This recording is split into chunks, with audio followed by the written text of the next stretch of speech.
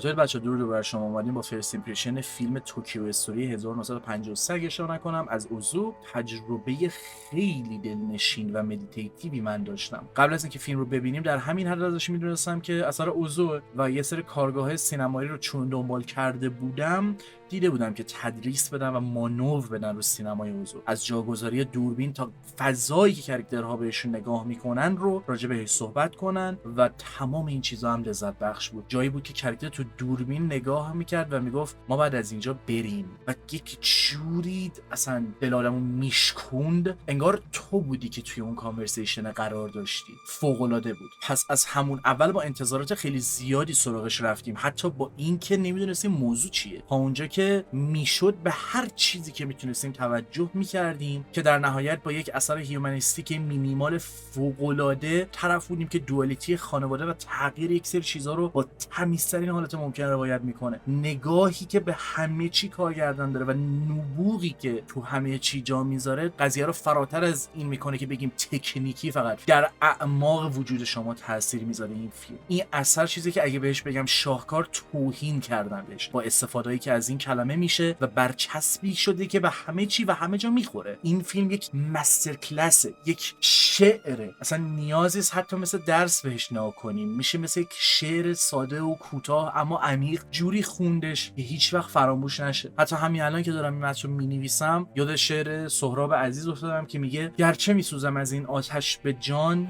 لیک بر این سوختن دل بستم. و به این فکر میکنم که همینطور که این دو بیت چندین سال با من مونده، این فیلم هم احتمالاً همچین چیزی باشه. هر چقدر میشه باهاش میسوزم و از این سوختن لذت میبرم. هرچند سوختنی توش نداره ولی خب از اون اثرایی که عمر رو در سادگی خودش جا میده. و یه جا بود یادمه اصلا ما به یه لولی رسیده بودیم، اصلا یه صحبتایی میکردیم عجیب و غریب. اصلا اینطوری بودیم که اوکی ساختمون ها به خاطر تفاوتشون اینجا انگار فضای فیلم رو خوندن، مثل خانواده ها که با فرهنگ یا هر آنچه که هست فاصله گرفتن و ممکنه بشکنن و جدا بشن. یا یه جا بود در یک فرم خاصی خانم و بچه بالای تپه و زمین هستن و یه ساختمون که طراحی ترادیشنال داره پایین تر از اون زمینه و فلان جای قاب قرار داره. تا یه حدی ماش بهش توجه میکنیم، مثلا رد داده بودیم اینطوری بودیم بابا این قضیه گرما هم قضیه‌ای داره، اینکه 24 دقیقه مثلا باد بزن دارن چیز میکنن، حسابی درگیرمون کرده بود. از اون فیلم‌ها که تموم شد اشک رو صورتمون رو باید پاک میکردیم و با صدای قطاری که رد میشه با زندگی و فیلم خداحافظی میکردیم. مخصوصا آخرش اون موقع عزاداریه سکوت عجیبی داشت،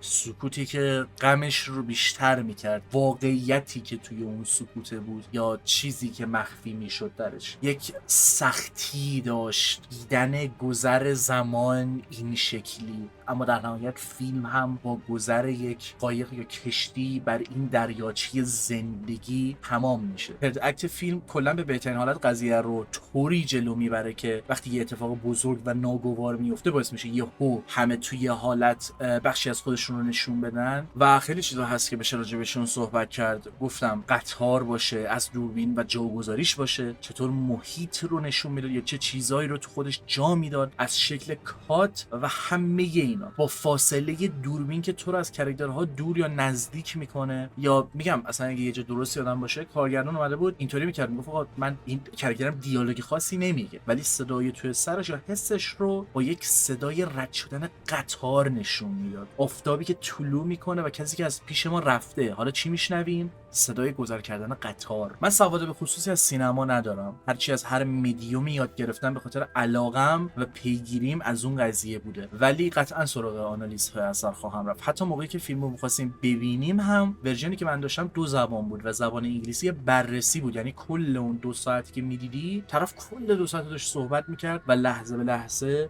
تم و چیزای اثر رو شرح میداد، ولی هنوز ندیدم چون ویدیو فرست ایمپرشن رکورد نکرده بودم و نمی‌خواستم اون نظرم تاثیر بذاره. سراغ اون چیزا هم میرم، قطعا چک میکنم و خیلی دوست دارم بیشتر و بیشتر باهاش وقت بگذرونم. بخشی از چیزها خیلی هوشمندانه توی اثر در اومدن و چندین تا هدف رو همزمان اچیو میکنن. مثلا به نسبت باز زمانی خاصی که اثر درش قرار داره، باز دوباره یک سری چیزا رو تو خودش قرار میده. مثلا از وسترنایزیشن کردن ژاپن و اون مسیر ترادیشنال به مدرن شدن به کمک توکیو و مثلا توکیو استوری و تفاوتی که هست و کاری که هر کسی انجام میده. بچه‌ای که به جای ژاپنی داره انگلیسی مثلا یاد میگیره. اجتناب ناپذیر بودن این فاصله بین نسل‌ها، پدر و مادرها، مسئله تربیت و تاثیر چیزها و شکل فاصله حتی. و ما یک چیزی که بابتش مطمئن بودیم اینه که اصلا قطعا یک سری چیزا رو حالت کدت تو خودش جا داده و به خاطر که درکی که کارگردان از خود ژاپنیا داره، قطعا یک سری ژاپنیا ببینن اثر رو یک سری چیزا رو بیشتر متوجه میشن. از شکل رفتار یا صحبت کردن نباشه یا سختگیر نبودن به خاطر چی و چیزایی که مثلا اونا رو تریگر میکنه، یعنی کاراکترها رو. و بعداً بیشتر راجبش پیگیر بشم و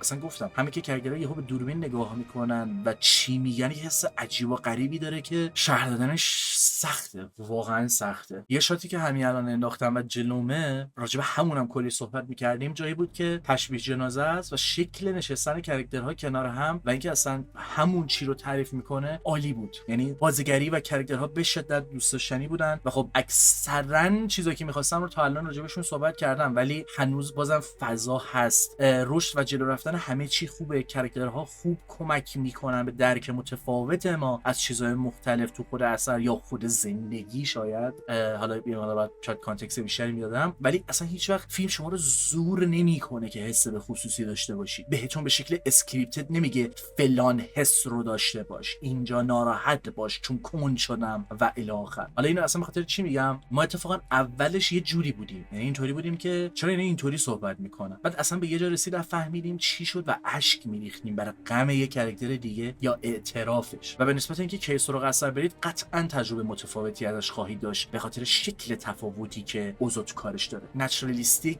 گراوندد و مستقیم دراما رو جلو میبره، نه اون شکلی که سینما بعضن به این دراما تکسچر میده. شاید حتی بشه گفت آنتی دراماست، با شکلی که درگیری ها رو ساب کانتکستوال جلو میبره و اصلا کاراکترها حسی که دارن رو به هم نمیگن مگر اینکه به یک نقطه خاصی برسن و احساس واقعی کاراکترها رو فقط تو کلایمکس میشه رو صحنه دید و تمام برداشت هامون رو میتونه زیر سوال ببره با اون واکنش اون لحظه به خصوصی که کاراکتر نشون میده. و مهم نیست تو زندگی چه اتفاقی بیفته، زندگی و زمان در نهایت صبر نمیکنه و کارگردان به بهترین شکل درک خودش رو از زندگی نشون میده که هیچ وقت اولد فشن نمیشه. قطعا خیلی فیلم مدیتیتیو خوبیه و من اپریشییت میکنمش، به شدت دوست داشتنیه. تفاوت کار اوزو با اکثر کارگردان ها متفاوته و این شکلی که همه چیز رو پیش میبره هر چقدر که ریزه، هر چقدر که به چشم نیاد، یه نتیجه خیلی سنگین میده و توی اون نتیجه هم باز پیام بزرگتری پشت خودش داره و خوشحالم که بهترین موقع دیدمش. اگه اینو همون موقع که به لیستم اضافه کردم